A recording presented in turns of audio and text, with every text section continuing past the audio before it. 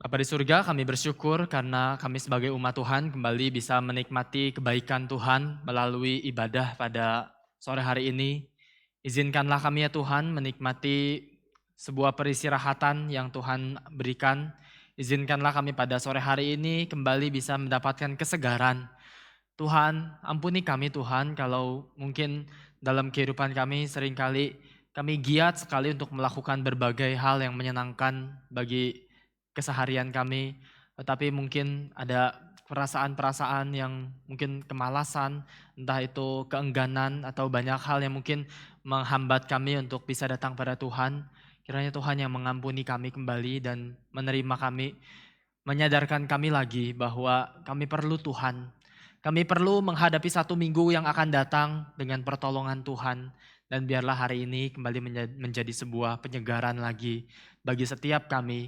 Dikuatkan lagi sehingga firman-Mu memberikan kami arahan bagaimana kami harus hidup. Terima kasih Tuhan, pimpinlah perenungan firman hari ini. Kami serahkan ke dalam tangan-Mu. Dalam nama Tuhan Yesus kami bersyukur, kami berdoa. Amin. Ya Bapak Ibu, mari kita melanjutkan pembahasan eksposisi kita. Kita membahas dari kitab Wahyu. Mari kita membuka Wahyu pasal 11. Minggu lalu kita sudah membahas Wahyu 11 ayat 1 dan 2. Kita membahas mengenai mengukur bait suci yang hancur. Ini menjadi sebuah kelanjutan cerita setelah penglihatan tentang bait suci. Lalu apa yang Tuhan berikan, apa yang Tuhan sampaikan. Mari kita membaca Wahyu 11 ayat. Kita tetap baca kembali ayat 1 dan 2, lalu kita akan terus lanjutkan sampai ayat yang ke-14. Kita membaca seluruh pasal ini ya. Wahyu pasal 11 ayat 1 sampai ke-14. LAI memberikan judul perikop, dua saksi Allah. Saya akan bacakan ayat 1, Bapak Ibu bisa melanjutkan bergantian. Kemudian diberikanlah kepadaku sebatang buluh, seperti tongkat pengukur rupanya, dengan kata-kata yang berikut. Bangunlah dan ukurlah bait suci Allah dan mezbah dan mereka yang beribadah di dalamnya.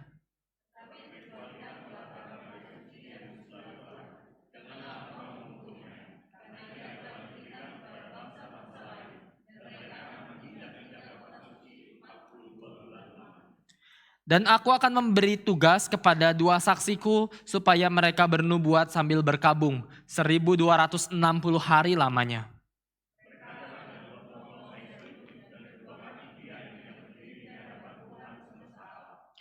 Dan jikalau ada orang yang hendak menyakiti mereka, keluarlah api dari mulut mereka menghanguskan semua musuh mereka. Dan jikalau ada orang yang hendak menyakiti mereka, maka orang itu harus mati secara itu.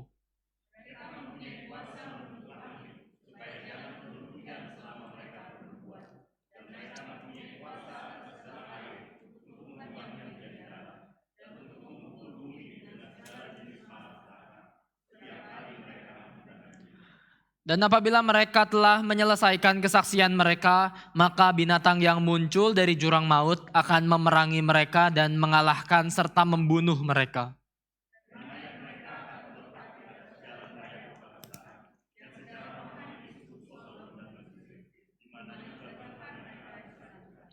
Dan orang-orang dari segala bangsa dan suku dan bahasa dan kaum melihat mayat mereka 3,5 hari lamanya, dan orang-orang itu tidak memperbolehkan mayat mereka dikuburkan.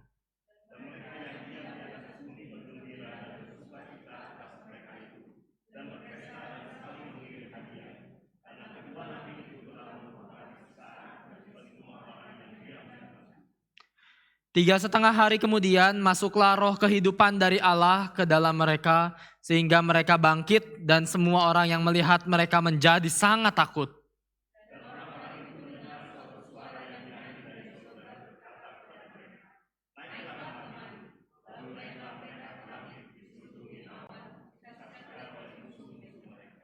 Pada saat itu terjadilah gempa bumi yang dahsyat dan 1/10 bagian dari kota itu rubuh, dan 7.000 orang mati oleh gempa bumi itu, dan orang-orang lain sangat ketakutan, lalu memuliakan Allah yang di sorga.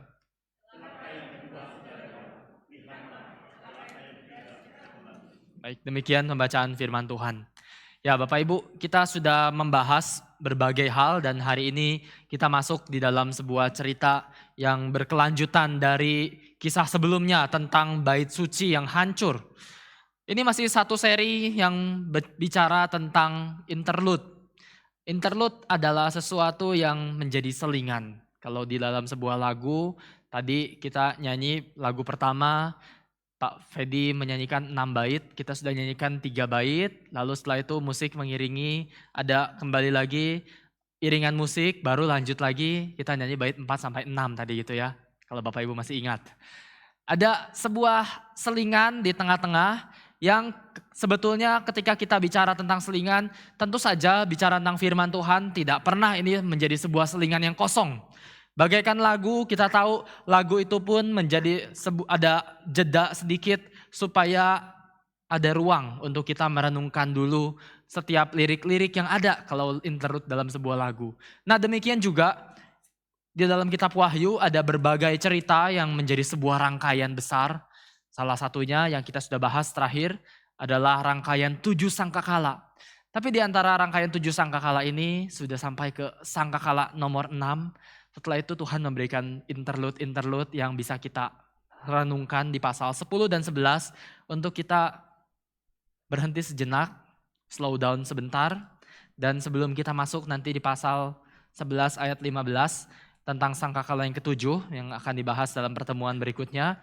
Tapi kita diajak untuk merenungkan beberapa tema dan ini yang sudah kita bahas ya. Kita sudah melihat kitab terbuka, bagaimana Rasul Yohanes itu diminta untuk memakan kitab. Itu artinya dia dipanggil menjadi seorang saksi Tuhan yang harus firman Tuhan itu masuk terinternalisasi dalam tubuhnya dan sehingga hidup dia menyatu sepenuhnya dengan firman Tuhan. Itu di pasal 10. Nanti ada gambaran-gambaran lain di dalam bagian sebelumnya. Tapi pasal 11 ini kita sudah melihat sebelumnya Rasul Yohanes kemudian diberikan sebuah tongkat pengukur dan dia mengukur ada bait suci yang sudah hancur.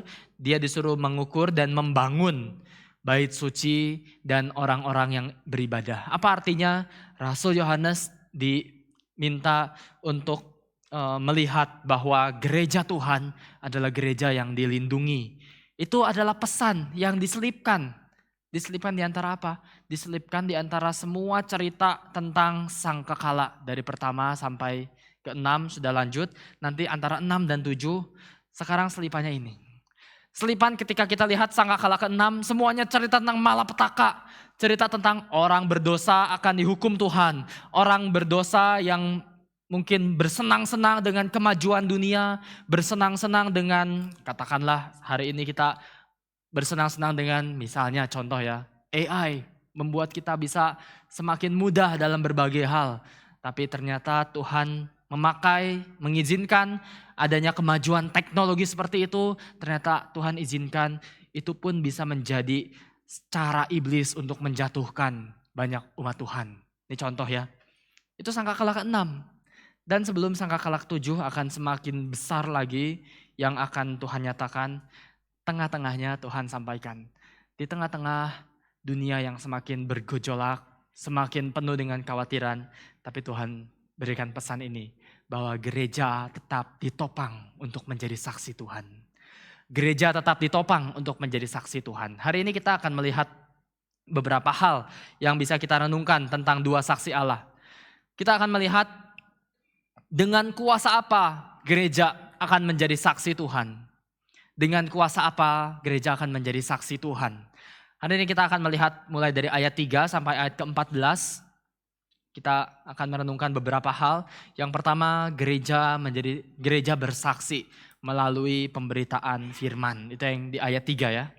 Saya bacakan lagi ayat 3 bagian awal. Dan aku akan memberikan tugas kepada dua saksiku supaya mereka bernubuat sambil berkabung.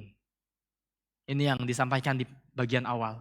Bapak Ibu, hal pertama ketika kita bicara tentang menjadi saksi Tuhan, kita berarti harus menyadari bahwa pertama-tama gereja itu bukan harus terkenal dengan mujizatnya, bukan harus terkenal dengan programnya, tetapi Tuhan mau supaya dari awal Tuhan memberikan tugas kepada dua saksi untuk mereka bernubuat. Ini ya, dua saksi yang bernubuat. Nah Bapak Ibu, dua saksi tugasnya bernubuat. Ini bukan nubuat artinya meramalkan, nanti habis ibadah ini jam 6 akan ada keributan di depan misalnya gitu ya. Ada katakanlah hari ulang tahun Arema dan lain-lain. Itu yang terjadi beberapa hari lalu Bapak Ibu. Bukan, nubuat bukan bicara seperti itu, nubuat bukan antisipasi, nubuat bukan prediksi, itu bukan yang dimaksudkan di sini. Di dalam ayat 3 dikatakan, aku akan memberi tugas kepada 2 saksiku supaya mereka bernubuat. Bapak Ibu, dalam perjanjian lama, nubuat itu adalah tugas spesialisasinya dari yang disebut nabi Tuhan. Tapi nabi tidak boleh sembarangan bernubuat. Mereka cuma boleh bernubuat atau mereka cuma boleh menyampaikan nubuat yang diberikan oleh Tuhan. Maka dengan kata lain, bernubuat itu berarti memberikan kesaksian tentang apa yang dia lihat dari Tuhan, apa yang dia percayai dari Tuhan, dia sampaikan kepada umat Tuhan. Nah, karena itu Rasul Yohanes mengatakan Allah akan memberikan tugas kepada 2 saksi untuk bernubuat. Itu berarti gereja Tuhan pertama-tama dipanggil untuk menjadi pemberita-pemberita firman Tuhan. Tapi kenapa harus 2 ya? Mungkin kita bertanyanya seperti itu. Kenapa harus 2? Di sini ini latar belakangnya semua sudah ada di perjanjian lama. Ulangan 19 ayat 15 mengatakan, atas keterangan 2 atau 3 orang saksi, suatu perkara akan menjadi sah gitu ya. Ini prinsip yang muncul di dalam perjanjian lama maupun di dalam perjanjian baru di Injil Yohanes pasal 8 ayat 17 atau di Injil Matius juga ada di Matius 18 ayat 15, saya bacakan salah satunya. Matius 18 ayat 15. Apabila saudaramu berbuat dosa, tegurlah dia di bawah 4 mata. 4 mata berarti 2 orang. Jika dia mendengarkan nasihatmu, engkau telah mendapatnya kembali. Jika ia tidak mendengarkan engkau, bawalah seorang atau 2 orang lagi, supaya atas keterangan 2 atau 3 orang saksi, perkara itu tidak disangsikan gitu ya. Ini semua yang Tuhan sudah berikan di dalam cerita-cerita sebelumnya. Jadi namanya saksi itu harus ada 2 orang atau lebih. Karena di dalam zaman itu seorang begitu cuma ada 1 orang saksi, orang itu begitu bicara sesuatu yang salah, yang keliru, pengadilan mendengarkan kesaksian orang ini, nasib seorang nyawanya bisa langsung ditentukan dari 1 orang itu. Kalau cuma 1 ya. Tapi kalau 2 itu artinya berarti ada yang cross check, ada yang bisa saling menunjukkan kekurangan, kelebihan dan lain-lain. Akhirnya 2 saksi ini dinilai sebagai jumlah yang cukup untuk memberikan sebuah informasi yang valid. Ya zaman dulu belum ada VAR ya Bapak Ibu ya. Kalau sekarang di sepak bola ada VAR jadi semua bisa apa-apa, nggak perlu saksi, tinggal gini ya. Langsung semuanya tuntas. Nah Bapak Ibu, tapi zaman dulu saksi itu sangat penting karena saksi akan bicara tentang pengadilan. Saksi dibutuhkan 2 supaya ada sebuah informasi atau kita bilangnya berita kebenaran yang valid. Maka di sini ketika bicara tentang gereja sebagai saksi, gereja harus menyuarakan suatu berita yang valid dan berita itu isinya apa? Tugasnya adalah mereka itu bernubuat. Itu yang kata Tuhan. Setiap umat Tuhan dipanggil untuk menjadi pemberita-pemberita Injil dimanapun kita berada. Ini bukan cuma sekadar tugas daripada pendeta, hamba Tuhan, vikaris, dan pengurus saja. Tugas untuk menjadi saksi Tuhan, untuk bernubuat, untuk beritakan firman, ini adalah tugas dari semua orang. Entah apapun profesi kita, entah apapun yang kita jalankan dalam keseharian kita. Tapi sayangnya berapa banyak gereja yang hari ini masih punya kerinduan besar untuk menjadi saksi Tuhan. Menjadi orang-orang yang memberitakan apa yang kita percaya kepada dunia. Seringkali hari ini gereja sudah ketakutan dengan tekanan dari dunia. Sehingga aspek saksi ini menjadi sebuah peran yang sudah sedikit banyak hilang dari gereja. Kita bisa bayangkan sedikit ya, ada pasti Bapak Ibu sering mungkin pernah berjumpa juga secara pribadi orang-orang dari saksi Yehova itu sangat terkenal dengan gerakan mereka untuk pergi menjadi saksi. Ini betul-betul menghidupi apa yang mereka yang menjadi slogan atau nama mereka, saksi Yehova. Yehova itu kan nama Tuhan ya. Saksi Tuhan, dan mereka betul-betul sangat menjadi dikenal di seluruh dunia dengan ciri khas mereka selalu pergi berdua-berdua dari satu tempat ke tempat lain, bahkan door to door mengunjungi orang-orang, ya terlepas dari orangnya terganggu atau tidak. Tapi kita bisa melihat sebuah spirit yang begitu besar yang mereka jalankan. Sayang sekali mereka tidak mengakui Yesus sebagai Tuhan. Mereka ada beberapa hal yang di dalam Alkitab mereka pun, terjemahan Alkitab mereka pun diubah sedemikian rupa dengan penafsiran yang katakanlah banyak kekeliruan di dalamnya, sehingga mereka tidak melihat Yesus sebagai Tuhan. Tapi di samping kekeliruan dari penafsiran dan doktrin yang mereka pegang, ya walaupun itu fatal ya, tentu saja saya bilang hal ini, kekeliruan itu sangat fatal karena langsung menyangkali ketuhanan Kristus, dan kita mengkategorikan orang-orang seperti ini yang menyangkali ini dengan kategori bidat tentu saja. Tetapi di dalam cara mereka untuk menghidupi dan menjadi saksi, bukankah itu yang seharusnya gereja Tuhan dimanapun kita berada, itu juga yang perlu menjadi peranan kita. Bapak Ibu, ini tugas pertama dari gereja Tuhan. Gereja perlu menjadi saksi pemberitaan firman. Dan bukankah ini juga menjadi panggilan setiap kita? Entah apapun pekerjaan kita kembali diajak untuk menghidupi apa yang kita hidupi. Menghidupi setiap kebenaran yang Tuhan berikan melalui gereja, melalui perenungan firman. Itulah yang perlu kita terus suarakan sebagai dasar satu-satunya yang paling kuat yang perlu kita pegang. Bukan tentang seberapa menarik gereja kita. Gereja itu menjadi saksi bukan dengan cara menunjukkan itu ya. Gereja menjadi saksi bukan dengan menunjukkan seberapa baik program-programnya, seberapa rapi, seberapa mewah gedungnya. Bukan. Tapi yang pertama, seberapa banyak orang-orang yang menjadi saksi pemberitaan firman di tengah-tengah setiap kita. Ini yang pertama. Saya lanjutkan sedikit karena akan ada cukup banyak hal yang bisa kita ambil. Ada kalau kurang lebih saya kelompokkan dengan kuasa apa gereja menjadi saksi Tuhan. Hari ini kita akan merenungkan 6 aspek ya. Ada 6 cara kita sebagai gereja Tuhan bisa menjadi saksi. Yang pertama tadi melalui pemberitaan firman. Tapi yang kedua kita melihat kita juga bersaksi melalui ketekunan. Bersaksi melalui ketekunan. Di ayat 3 dikatakan supaya mereka bernubuat, 2 saksi itu bernubuat sambil berkabung 1260 hari lamanya. 1260 hari lamanya. Nah Bapak Ibu, ini adalah sebuah gambaran tentang dari kitab Daniel ya.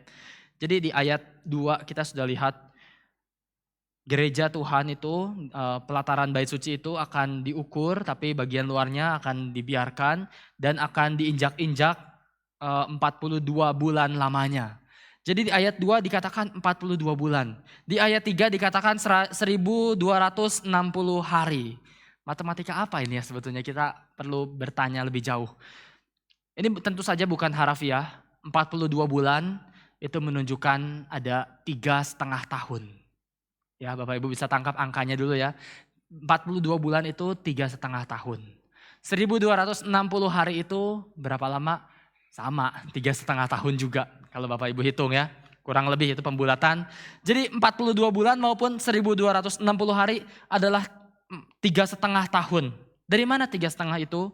Saya ajak kita membaca dari Daniel pasal 9 ya. Daniel pasal 9 kita akan membaca ayat yang ke-26 dan 27. Ini nubuat yang tidak bisa terlepas satu sama lain. Daniel 9 ayat 26 dan 27. Mari kita baca bagian ini bersama-sama. 1, 2, 3. Sesudah ke-62 kali 7 masa itu akan disingkirkan seorang yang telah diurapi, padahal tidak ada salahnya apa-apa.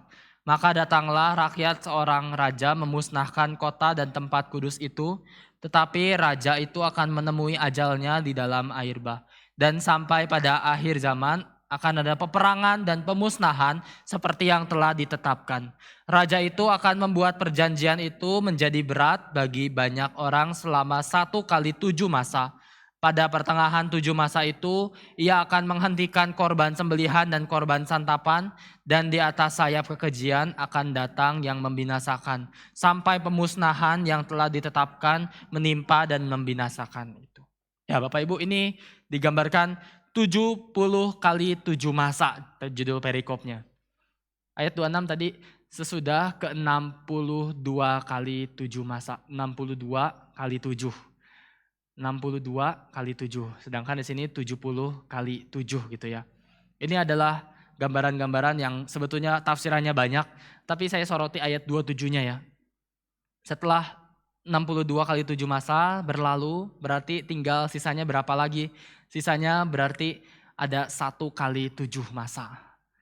1 kali 7 masa, 62 kali 7, kemudian ini terakhir 1 kali 7 masa. 1 kali 7 masa itu adalah gambaran apa? Gambaran dikatakan di ayat 27 akan ada sesuatu yang berat. Raja itu akan membuat perjanjian itu menjadi berat bagi banyak orang. Dalam pertengahan 7 masa itu akan menghentikan korban sembelihan dan korban santapan. Jadi 1 kali 7 masa ini kita mempercayai sebagai gambaran satu periode dari kedatangan Kristus yang pertama sampai kedatangan Kristus yang kedua. Dan di dalam masa ini akan ada sebuah masa-masa yang jadi berat bagi umat Tuhan. Nah, dalam keadaan seperti ini dikatakan ayat 27, pada pertengahan 7 masa itu ia akan menghentikan korban sembelihan dan korban santapan. Jadi 1 kali 7 masa, tetapi di tengah-tengahnya akan ada sesuatu yang makin lama makin berat. Berarti kalau kita bayangkan 7 masa, 1 kali 7 masa, berarti di tengah-tengahnya kita bagi 2 jadi 3,5 masa. Nah ini yang kitab Wahyu pakai, angka 3,5 ini. Situasi yang akan berat bagi umat Tuhan di dalam sebuah periode 3,5 masa. Kitab Wahyu menggunakannya 3,5 tahun. Itulah yang diambil dari gambaran-gambaran tadi ya. Ayat 2 dikatakan akan ada kota suci itu, atau kita bilangnya bait suci itu akan diinjak-injak selama 42 bulan atau selama 3,5 tahun, 3,5 masa. Itu artinya umat Tuhan akan mengalami penganiayaan atau hal yang berat bagi umat Tuhan selama 3,5 tahun. Lalu ayat 3 dikatakan sambil berkabung, 2 saksi itu akan bernubuat sambil berkabung selama berapa? 1260 hari lamanya. Selama 3,5 masa atau 3,5 tahun. Mereka akan, saksi-saksi ini akan mengalami situasi yang berat, yang sulit, tetapi mereka harus terus bernubuat sambil berkabung. Nah ini jadi gambaran yang kembali lagi kita mau tekankan ya. Semua sebutan ini baik 42 bulan, 1260 hari. Nanti kitab Wahyu akan pakai lagi gambaran lain, 1 masa dan 2 masa dan setengah masa. Nanti kita akan ketemu istilah ini juga. Semuanya sama, semua ini merujuk pada situasi yang berat bagi umat Tuhan. Di antara kedatangan Kristus pertama sampai kedatangan Kristus kedua. Ini semua sudah dinubuatkan di dalam Alkitab kita. Tapi gereja Tuhan tetap dipanggil untuk menjadi saksi, dan di dalam masa yang berat ini kita dipanggil untuk berkabung. Kenapa? Apa sih bedanya? Kenapa harus ada yang dibilang 42 bulan, harus ada yang pakai bulan, harus ada yang pakai hari, nanti harus ada yang pakai masa gitu. Kenapa sih beda-beda? Bapak Ibu, dalam beberapa penafsiran yang dibuat, yang menunjukkan bulan itu ini bicara tentang apa? Bicara tentang pengepungan. Ini kalau dalam perjanjian lama juga seringkali pengepungan terhadap umat Tuhan digambarkannya dalam satuan bulan. Walaupun angkanya sama gitu ya, 3,5 tahun juga intinya. Tetapi pengepungan biasa dipakai dalam istilah bulan. Tetapi di sini hari itu dipakai untuk konteks apa? 1260 hari dipakai untuk konteks berkabung. konteks berkabung menggunakan satuannya hari. Supaya apa? Supaya gereja Tuhan sebagai saksi-saksi Tuhan kita diajak untuk berkabung setiap hari. Ini artinya gereja Tuhan itu perlu menjadi saksi Tuhan di dalam sebuah gambaran tentang ketekunan. Setiap hari kita berkabung, setiap hari kita menjadi saksi, setiap hari kita berkabung, setiap hari kita mau bertekun untuk menjadi saksi Tuhan. Bapak Ibu, inilah yang Tuhan mau dari gerejanya. Dengan kuasa apa kita bisa menjadi saksi Tuhan? Yang pertama kita harus punya firman, tapi yang kedua kita harus punya ketekunan. Karena itulah ayat 3 ini mengatakan engkau harus berkabung 1260 hari lamanya. Setiap hari harus menjadi momen di mana kita berdoa, berkabung terus menerus. Kenapa berkabung? Bukan karena kesedihan dan karena kita kehilangan seseorang dan lain-lain. Bukan, karena kita melihat dunia ini masih penuh dengan dosa. Ini adalah interlude di antara sangkakala ke-6 dengan ke-7. Sangkakala yang menyatakan murka Tuhan. Tapi di dalam interlude ini, di tengah-tengahnya Tuhan bilang, hai gereja, jadilah saksi Tuhan dengan cara apa? Bertekunlah untuk terus berkabung bagi jiwa-jiwa yang belum diselamatkan. Berkabunglah ketika engkau melihat orang-orang di luar gereja sana masih banyak yang belum kenal Tuhan. Berapa banyak hari ini orang-orang Kristen yang masih punya ratapan terhadap jiwa-jiwa yang masih terhilang. Berapa banyak hari ini orang Kristen yang masih bersedih ketika banyak di luar sana orang-orang yang belum mengenal Tuhan, belum tahu Yesus Juru Selamat. Tapi inilah panggilan menjadi gereja. Panggilan menjadi gereja adalah panggilan untuk bersaksi setiap hari. Bersaksi dengan ketekunan kita. Bersaksi dengan cara kita mengingat setiap daripada mereka yang masih terhilang setiap hari. Bapak Ibu, tidak ada yang bisa menjadi seorang raksasa rohani dengan pertumbuhan yang instan. Kita hidup di tengah-tengah dunia yang serba suka hal yang instan. Fast food, fast internet, fast respon dan semuanya. Tapi tidak pernah ada sesuatu yang bernama fast spiritual growth. Pertumbuhan spiritual yang cepat gak pernah ada. Kita bertumbuh melalui proses. Kita bertumbuh melalui ketekunan. Ada pengulangan, ada kegagalan, ada pertobatan, ada kesetiaan yang perlu terus dilakukan. Bahkan mungkin kadang-kadang ada hari-hari di mana kita mungkin tidak mengalami perkembangan sama sekali dalam kehidupan kita. Tetapi inilah namanya proses menjadi saksi Tuhan. Proses di mana kita selama 1260 hari, tentu saja ini bukan literal, jangan mulai dihitung dari sekarang. Tetapi ini adalah sebuah proses yang Tuhan mau kita kerjakan setiap hari. Tuhan pakai satuan hari supaya kita ingat, ayo bertekun dalam kesaksian kita. Ayo bertekun setiap hari kita bekerja, ayo bertekun untuk mengingat panggilanmu menjadi saksi. Panggilanmu beritakan Injil. Bukan cuma perlu firman, tetapi perlu ketekunan. Ini yang Tuhan mau ajarkan. Yang ketiga, kita melihat dalam ayat yang berikutnya, ayat keempat dikatakan mereka dua saksi ini adalah kedua pohon zaitun dan kedua kaki dian yang berdiri di hadapan Tuhan semesta alam. Ini artinya yang ketiga, gereja bukan hanya perlu firman, gereja bukan hanya perlu ketekunan, tetapi gereja juga perlu urapan dari kuasa Roh Kudus. Perlu urapan dari kuasa Roh Kudus. Bapak Ibu, ayat 4 dikatakan ada pohon zaitun dan ada kaki dian yang ada di hadapan Tuhan. Ini gambaran dari mana? Gambaran ini diambil dari kitab Zakaria pasal 4. Saya sedikit kutip dari Zakaria pasal 4. Zakaria pasal 4 dikatakan penglihatan kelima, kandil emas yang berhiaskan dua pohon zaitun. Dikatakan di sini, datanglah kembali malaikat yang berbicara dengan aku, lalu dibangunkannya lah aku seperti seorang yang dibangunkan dari tidurnya. Ayat 2, Zakaria 4 ayat 2. Maka berkatalah ia kepadaku, apa yang engkau lihat? Jawabku, aku melihat tampak sebuah kandil dari emas seluruhnya dan tempat minyaknya di bagian atasnya. Kandil itu ada 7 pelitanya dan ada 7 corot pada masing-masing pelita yang ada di bagian atasnya itu. Ayat 3, Dan pohon zaitun ada terukir padanya, satu di sebelah kanan tempat minyak itu dan satu di sebelah kirinya. Ini gambaran di Zakaria 4. Apa yang Zakaria lihat pada masa itu? Zakaria hidup di dalam sebuah umat Tuhan, sebuah konteks umat Tuhan yang kembali dari pembuangan. Mereka sudah 70 tahun dibuang di Babel. Kehilangan identitas, kehilangan tanah perjanjian, kehilangan Tuhan, kehilangan bait suci. Ini momen titik nol dalam kehidupan Israel. Tapi 70 tahun kemudian mereka dipanggil kembali ke Yerusalem. Mereka pulang dengan keadaan yang terbatas, ekonomi terbatas, orang-orang yang pulang juga terbatas, suku-suku sudah terpencar-pencar dan sangat terbatas.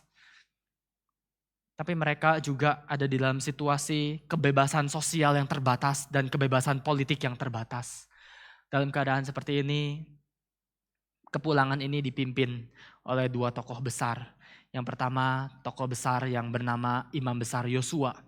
Dan yang kedua, tokoh besar yang disebut sebagai Zerubabel, sebagai seorang gubernur. Pada waktu itu, Zakaria hidup di dalam sebuah umat Tuhan yang komunitasnya baru dari terpencar-pencar sekarang berkumpul. Tetapi ternyata 20 tahun mereka sudah pulang ke tanah asal mereka. Tapi Tuhan tegur lagi. 20 tahun kamu sudah pulang, kamu sudah mendirikan rumah, tetapi bait suciku tetap menjadi reruntuhan. Itu kata Tuhan. Dan disitulah Zakaria juga mendapatkan salah satu penglihatannya. Di mana dia melihat ada kandil, ada pohon zaitun. Artinya apa? Artinya ketika mereka pulang, mereka punya tugas untuk menyuarakan atau mendirikan lagi bait suci. Di dalam Zakaria 4 itulah yang kemudian satu ayat yang populer yang kita sering dengar hari ini. Zakaria 4 tadi bagian berikutnya yang mungkin kita lebih familiar.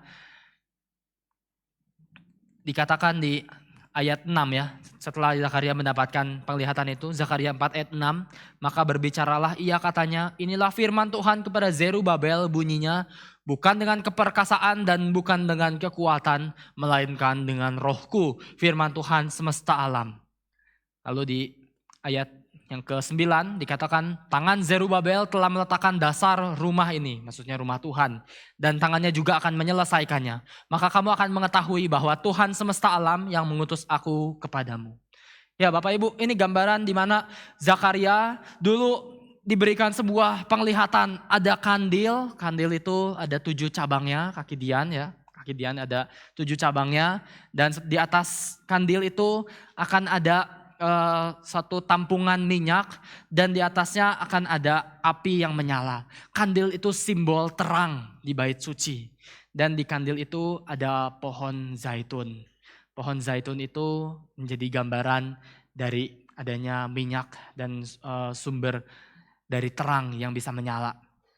Terang itu tidak bisa menyala tanpa minyak. Maka Zakaria melihat 2 gambaran, ada kaki Dian, ada pohon zaitun. Berarti dia tahu umat Tuhan yang saat itu penuh dengan keterbatasan, mereka dipanggil untuk kembali menyuarakan terang Tuhan. Kembali membangun bait suci Tuhan. Kembali membangun komunitas lagi yang bisa bersaksi bagi orang-orang di sekitar mereka. Ini panggilan bagi Zakaria. Dan panggilan bagi Zakaria ini akan dijawab melalui 2 orang besar, Yosua dan Zerubabel pada zaman itu. Sekarang kita kembali ke kitab Wahyu. Maka kita melihat di kitab Wahyu ini, ayat 4, Rasul Yohanes melihat kedua pohon zaitun dan kedua kaki Dian yang berdiri di hadapan Tuhan semesta alam. Dia langsung paham semuanya. Dia langsung ingat semua cerita-cerita sebelumnya, bagaimana Zakaria pernah melihat penglihatan yang sama. Sekarang Rasul Yohanes melihat penglihatan juga yang sama. Tapi situasinya beda. Situasinya sedikit beda. Karena zaman itu mereka pulang ke Yerusalem. Dan di Yerusalem mereka akan mendirikan bait suci. Tapi bagi Rasul Yohanes ada di situasi di mana gereja terpencar-pencar. Gereja dianiaya.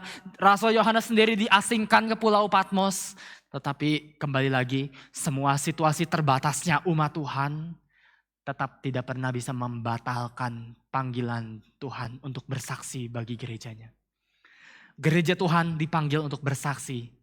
Tadi pertama melalui firman, kedua melalui ketekunan, dan yang ketiga gereja dipanggil bersaksi melalui urapan Roh Kudus.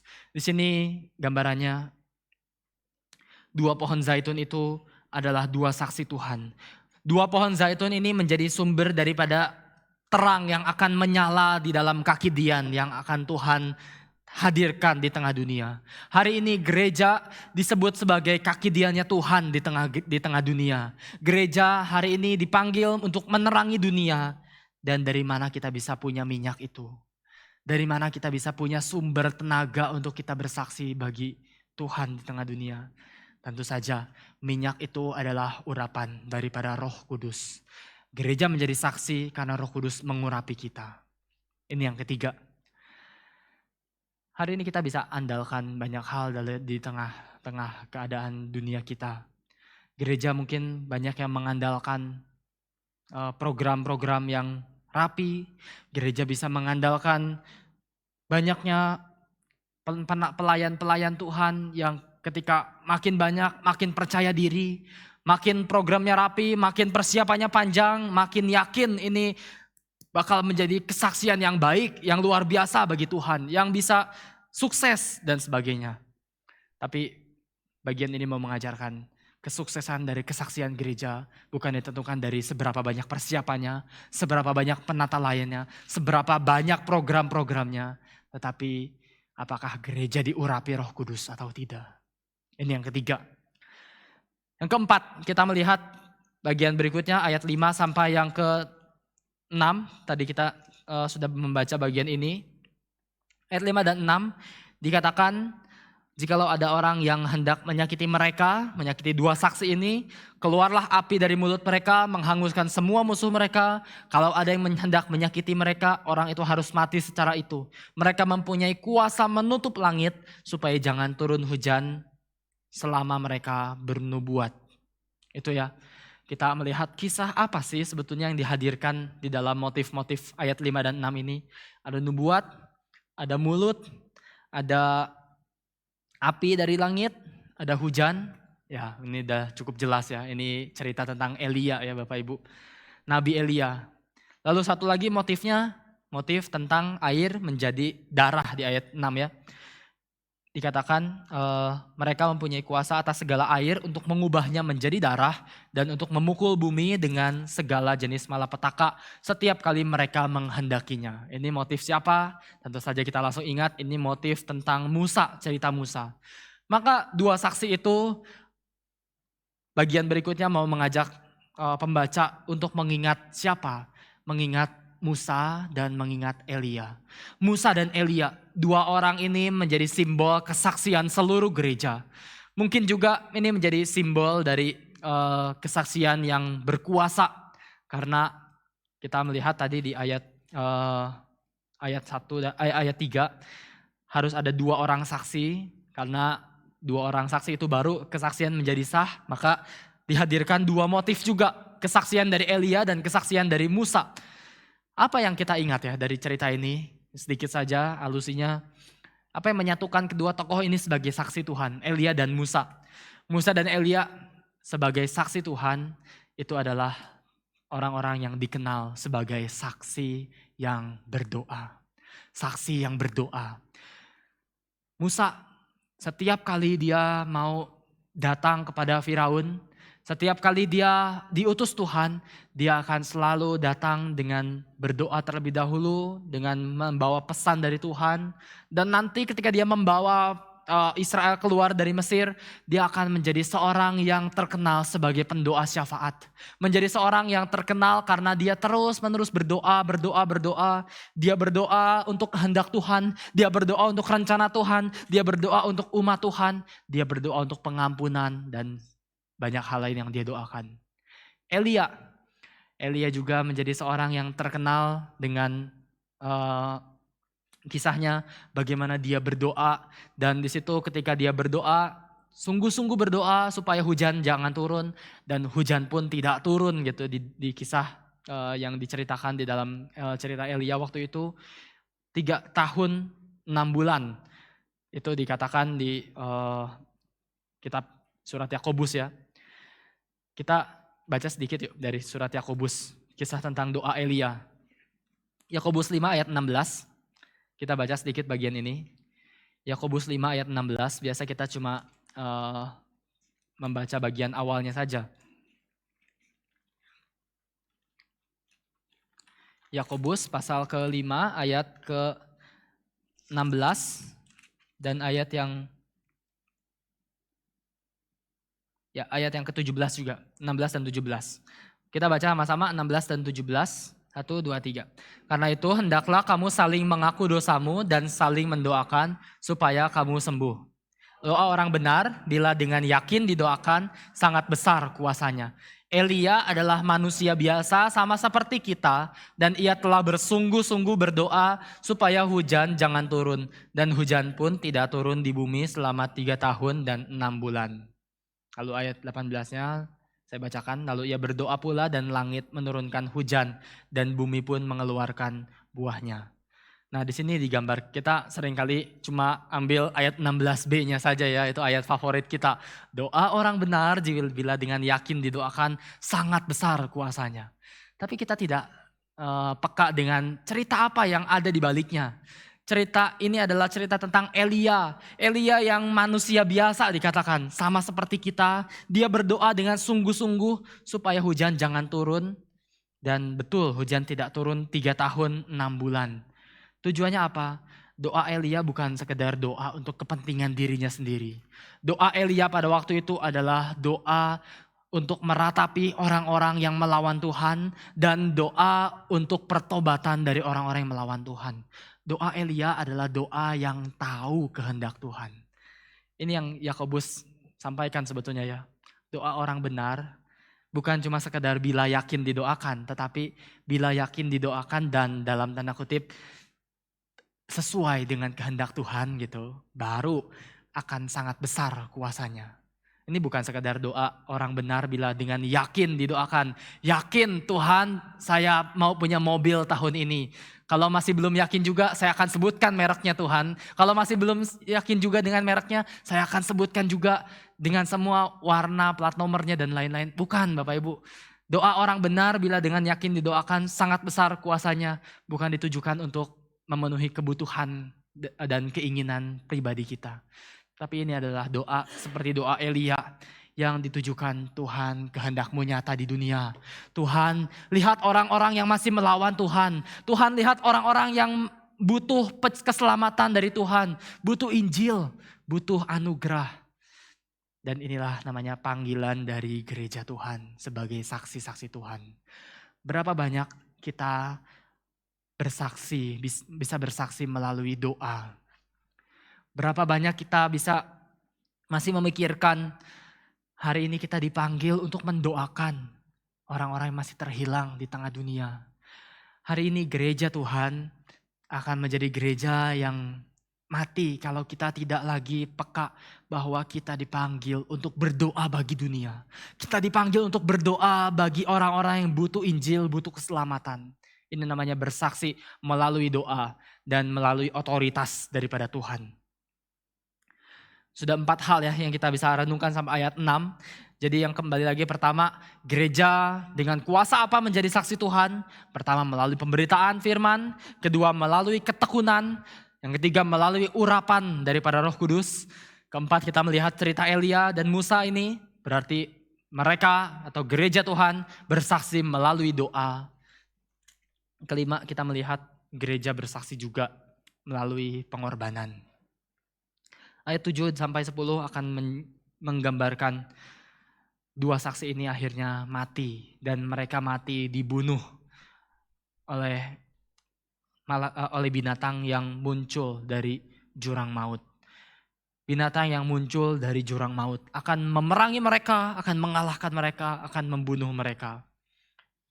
Bapak Ibu, kesaksian gereja bukanlah kesaksian yang pasti nantinya akan jadi gambaran Kristendom dan akhirnya semuanya akan sukses dan gereja akan besar menjadi berkuasa. membuat semua orang-orang yang menolak Injil akan langsung terhantam oleh malapetaka dan lain sebagainya. Gereja juga dipanggil yang kelima, ini melalui pengorbanan. Ini yang sering kali nggak enak ya Bapak Ibu ya. Kalau lewat firman, lewat ketekunan, lewat tadi yang ketiga, lewat urapan, Roh Kudus, mujizat dan lain-lain, lewat doa mungkin kita masih bisa menikmati. Ya amin, amin, amin. Begitu bicara gereja bersaksi melalui pengorbanan. Seringkali berapa banyak dari gereja Tuhan yang langsung mungkin mundur ketika diminta harus berkorban. Berapa banyak dari umat Tuhan yang langsung ciut nyalinya begitu diminta harus berkorban. Bapak Ibu, ini adalah panggilan bersaksi melalui pengorbanan. Dua saksi Tuhan yang begitu berkuasa ini, yang luar biasa ini, yang mereka punya firman, mereka punya ketekunan, mereka punya urapan, dan mereka punya doa dan otoritas Allah. Tapi ternyata akhir dari kelanjutan dari ceritanya adalah mereka dibunuh oleh binatang yang datang dari jurang maut. Nanti kita akan bahas di bagian berikutnya. Mayat mereka akan terletak di kota besar yang disebut secara rohani disebut Sodom dan Mesir.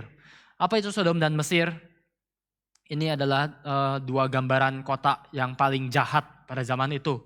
Dikatakan Sodom itu, kita langsung ingat Sodom dan Gomora, ini adalah kota yang menjadi puncak dari kerusakan moral manusia. Dan ini adalah kota yang menjadi sasaran murka Allah. Mesir itu apa? Mesir itu simbol penindasan, perbudakan, dan kuasa yang melawan Tuhan. Dan dikatakan dua saksi ini matinya di sebuah kota besar, di jalan raya kota besar yang digambarkan seperti Sodom dan Mesir, di mana nama Tuhan juga disalibkan. Dan kota besar ini kembali lagi, ini adalah gambaran dari Yerusalem yang sudah menolak identitas, yang sudah menolak Mesias. Yerusalem yang seringkali disebut kota besar, kota kudus, kota suci, tapi sudah menolak Yesus Kristus. Di Yerusalem itulah Yesus disalibkan dan disitulah Yesus juga memberikan pengorbanannya. Bapak Ibu, dalam gambaran ini Tuhan mau mengajarkan di dalam dunia inilah, dunia yang awalnya seperti harapan Tuhan adalah akan menjadi Yerusalem. Dunia yang akan menjadi sebuah kota yang memuliakan Mesias. Tetapi dunia ini ketika jatuh dalam dosa, berubah seketika. Yerusalem berubah menjadi Sodom. Yerusalem yang kota indah itu berubah menjadi kota immoral. Yerusalem yang kota penuh damai itu berubah menjadi kota seperti Mesir yang penuh perbudakan. Dan di dalam kota inilah saksi Tuhan akan mati. Inilah panggilan yang Tuhan sudah nubuatkan bagi gerejanya. Di dalam dunia inilah, dunia yang Tuhan ciptakan indah inilah. Tapi ketika dosa merusak dunia, di dalam dunia ini jugalah gereja, waktu kita bersaksi, kita akan mengalami berbagai penolakan dan aniaya. Tapi Bapak Ibu, Tuhan tidak berhenti bekerja. Pada akhirnya kita tahu nanti di pasal 21, Yerusalem baru akan datang. Maka dari itu status kota kudus Yerusalem itu meskipun sekarang bagaikan Sodom dan Mesir, bagaikan kota yang mengerikan, tapi ini tidak akan pernah menjadi sebuah gambaran terakhir, kota terakhir. Karena apa? Karena Tuhan sedang membangun sebuah kota yang baru. Yesus hadir, dia berkorban, dia mati, dan sekarang dia panggil gerejanya untuk mati juga di dalam dunia ini. Dunia boleh mengira dunia sudah menang melawan pertempuran. Tetapi Tuhan sedang mempersiapkan sebuah ciptaan yang baru, Yerusalem yang baru. Bapak Ibu, mayat kedua saksi ini tidak dikuburkan secara layak. Ini sebuah bentuk penghinaan ya. Sudah mati, dibiarkan di pinggir jalan, ditertawakan, dipermalukan. Itu yang akan gereja alami. Gereja akan mengalami banyak situasi yang mungkin sulit. Katakanlah Kapin di Jember, itu yang paling kita alami gitu saat ini. Ditolak bahkan bukan hanya dari agama Muslim, mungkin juga kita mengalami berbagai penolakan dari berbagai gereja-gereja yang mungkin merasa terancam, terofen oleh keberadaan pelayanan Kapin. Tapi ya kita bisa katakan inilah namanya menjadi saksi Tuhan. Ada sebuah pengorbanan yang harus dikerjakan. Belum lagi kita bicara tentang banyak hal di tengah-tengah pelayanan hari ini. Pembangunan gereja sudah berapa tahun terhambat, Bapak Ibu bisa bayangkan. Kalau Bapak Ibu yang mungkin terlibat di SKC bisa melihat pekerjaan Tuhan yang bertahun-tahun terus terhambat, tertunda. Bukankah itu banyak pengorbanan yang harus dikeluarkan? Tuhan sudah nubuatkan semua ini. Gereja menjadi saksi melalui pengorbanan. Tetapi pengorbanan gereja tidak pernah menjadi kata terakhir. Karena Tuhan sedang persiapkan sebuah Yerusalem yang baru. Bapak Ibu, di sini kita melihat ada masa ketika gereja dianiaya dan dipermalukan. Tetapi gereja tidak pernah menutup ceritanya dengan sebuah kematian. Bapak Ibu, di sini kita melihat ayat 10 dikatakan mereka yang diam di atas bumi bergembira dan bersukacita atas mereka itu dan berpesta dan saling mengirim hadiah. Ngirim hadiah ini adalah sebuah gambaran perayaan di dalam zaman itu. Mereka hari raya Purim namanya, mereka selalu memberikan hadiah satu dengan yang lain. Kebudayaan masyarakat Romawi Yunani juga sering memberikan hadiah di pesta-pesta besar. Dunia merasa menang, merasa lega, merasa sudah menaklukkan dua saksi yang mengancam ini. Sudah menaklukkan gereja. Tapi inilah dunia yang bodoh karena sukacita terlalu cepat. Orang-orang yang tidak selamat itu akan bersukacita atas kemenangan duniawi. Kalau dalam bahasa bahasa speak, mereka menang secara spiritual war, tapi kalah secara cosmic war gitu ya. Ini yang kita bahas dalam speak. Cosmic war behind the salvation. Dunia bisa menang secara fisik melawan gereja, tetapi tidak pernah bisa menang secara kosmik melawan kesaksian dari gereja Tuhan. Kenapa ayat 7 sudah menjelaskannya? Kita sedikit tambah bagian ini. Dikatakan di ayat 7 saja, tambah sedikit lagi, apabila mereka menyelesaikan kesaksian mereka. Kesaksian gereja akan selesai dulu, baru gereja bisa dibunuh oleh dunia. Gereja bisa dibungkam oleh dunia, dimatikan oleh dunia. Kita sadar, gak enak memang pengorbanan itu. Tetapi janji Tuhan adalah dikatakan dua saksi ini akan menyelesaikan dulu kesaksian mereka. Kalau engkau dan saya adalah saksi Tuhan yang sejati, kita akan diberikan kekuatan untuk menyelesaikan dulu kesaksian kita. Baru kita akan ditaklukkan oleh dunia. Tapi itu artinya kuasa dunia sebesar apapun itu tidak pernah bisa menghambat atau menghentikan kesaksian daripada saksi-saksi Tuhan yang sejati. Ini yang kelima. Terakhir sebagai penutup. Cerita ini diakhiri dua saksi itu kemudian ayat 11 dikatakan 3,5 hari kemudian masuklah roh kehidupan dari Allah ke dalam mereka. Sehingga mereka bangkit dan semua orang yang melihat mereka menjadi sangat takut. Orang-orang itu mendengar suatu suara yang nyaring dari sorga berkata kepada mereka, naiklah kemari. Lalu naiklah mereka ke langit, diselubungi awan, disaksikan oleh musuh-musuh mereka. Sebagai penutup dari bagian ini, dengan kuasa apa gereja bersaksi? Tadi yang pertama, kita kembali rangkumkan. Gereja bersaksi lewat firman, gereja bersaksi lewat ketekunan, gereja bersaksi dengan kuasa urapan Roh Kudus. Yang keempat, melalui doa. Yang kelima, melalui pengorbanan. Dan terakhir, kita melihat gereja bersaksi melalui kuasa kebangkitan. Ini yang paling penting yang Tuhan mau berikan. Ayat 11 dikatakan 3,5 lagi ya, 3,5 hari kemudian. Kali ini bukan 3,5 tahun. 3,5 tahun itu masa gereja akan mengalami kesulitan. Dan di dalam gambaran ini sekarang ada 3,5 hari. 3,5 itu berarti kita dari awal sudah tahu 3,5 itu masa yang sementara. 3,5 tahun adalah masa sementara gereja akan kesulitan di dalam dunia. Tapi ketika dunia merasa menang, sekarang dikatakan ayat 11, 3,5 hari. Sudah sementara gereja menderita, tetapi sekarang dunia bersukacita di dalam masa yang juga sementara. Tetapi sementaranya 3,5-nya cuma 3,5 hari. Sukacita dunia ketika bisa membungkam gereja tidak akan pernah menjadi sukacita yang kekal. Mereka akan cuma bersukacita sedikit waktu saja.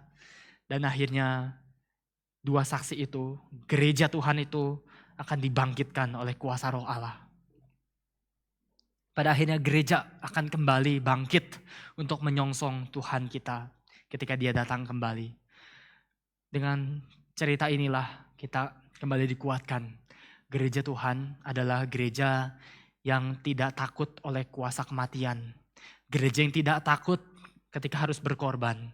Karena Tuhan juga memberikan kita kuasa kebangkitan. Sebagai penutup dari bagian ini, berapa tahun yang lalu Pendeta Siventong di dalam masterclass, di dalam sidang raya sinode, sidang raya tahunan, Pendeta Siventong mengatakan, memberikan sebuah pertanyaan kepada seluruh hamba Tuhan, penatua, aktivis dan lain-lain. Pendeta Siventong mengatakan, sampai kapan reform Injili? Itu ya, sampai kapan reform Injili?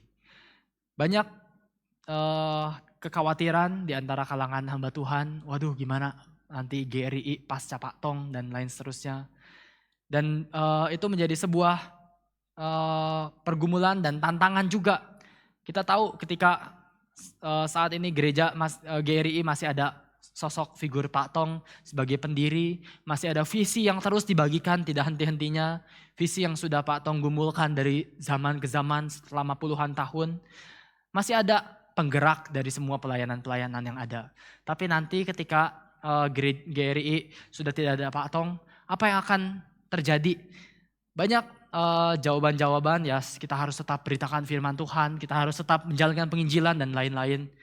Satu jawaban dari Pendeta Jethro ya waktu itu. Pendeta Jethro bilang, gereja itu bukan berdiri di bawah, kita bisa katakan di bawah kekuatan atau kendali daripada program atau visi gerakan sekalipun. Itu bukan sesuatu yang menjadi penggerak gereja. Gereja itu adalah gereja yang hidup di dalam kuasa kebangkitan. Sekalipun GRI harus mati, harus sampai mungkin 100 tahun, 200 tahun, 300 tahun lagi pun, kalau tidak ada lagi pun, GRI hidup di dalam kuasa kebangkitan. Kalau harus hancur, sehancur-hancurnya sampai mati, yang penting kita mati bersama dengan Kristus. Dan dengan cara itulah kita bangkit juga bersama dengan Kristus. GRI boleh ada, boleh tidak, tapi kerajaan Allah akan selalu ada. Ini adalah berita yang jauh lebih menghibur. Karena hari ini kita ada di tengah-tengah gereja yang sebetulnya gereja sudah berdiri dari 2000 tahun yang lalu. Adakah gereja lokal yang sudah tidak ada? Banyak tentu saja.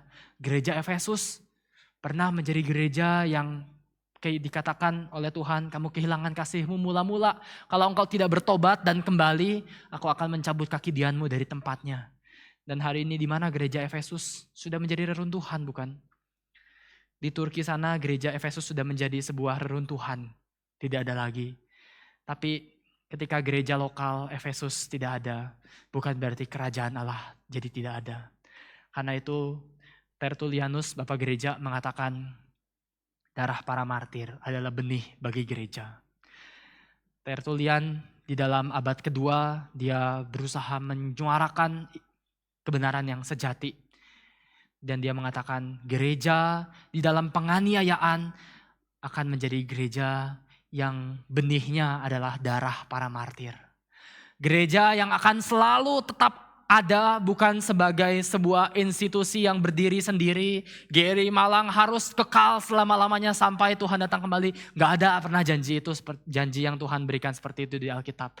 Tapi janji yang di Alkitab diberikan adalah kerajaan Allah akan kekal selama-lamanya. Dan puji Tuhan jika hari ini GRI Malang diberikan kesempatan berbagian, berpartisipasi di dalam kerajaan Allah yang besar. Maukah engkau dan saya menjadi saksi-saksi Tuhan? Dua saksi Allah mewakili gereja Tuhan, bersaksi melalui pemberitaan firman, melalui ketekunan, melalui urapan, melalui doa, melalui pengorbanan, dan melalui kuasa kebangkitan. Amin. Mari kita berdoa.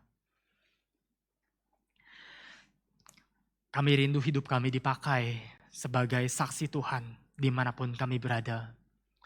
Tuhan, kalau Engkau mempercayakan kami sebagai orang-orang yang bekerja, biarlah kami di tempat kerja juga menjadi saksi menyuarakan berita Injil, menegur orang-orang yang dalam dosa, dan menunjukkan Yesus Kristus Juru Selamat. Kalau Tuhan mempercayakan kami saat ini sebagai siswa dan mahasiswa, Biarlah kami menjadi siswa dan mahasiswa yang tahu akan kerajaan Allah yang hadir dalam dunia. Dan kalau Tuhan mau memakai masa depan kami, biarlah kami menjadi siswa yang juga bertanggung jawab sebagai saksi Tuhan dimanapun kami berada. Menjadi siswa, mahasiswa yang menuntut ilmu dengan sebaik-baiknya. Dan di situ juga kami rindu Tuhan pertemukan kami dengan orang-orang yang perlu Injil Tuhan. Kalau Tuhan mempercayakan kami sebagai seorang pelayan Tuhan, kiranya kami juga menghidupi berita Injil itu dalam gereja. Kiranya kami dipenuhi dengan kerinduan untuk berdoa bagi jiwa-jiwa yang terhilang. Kiranya kami diberikan kesempatan untuk berkorban bagi pekerjaan Tuhan. Dan ketika kami harus mati bagi Tuhan, kami rindu supaya Tuhan juga memberikan kami kesempatan berbagian dalam kuasa kebangkitan-Mu. Terima kasih Tuhan untuk semua yang Tuhan berikan bagi gereja-Mu hari ini. Dan kiranya setiap kami diberikan kekuatan menjadi saksi-saksi Tuhan. Dalam nama Tuhan Yesus kami bersyukur dan kami berdoa. Amin.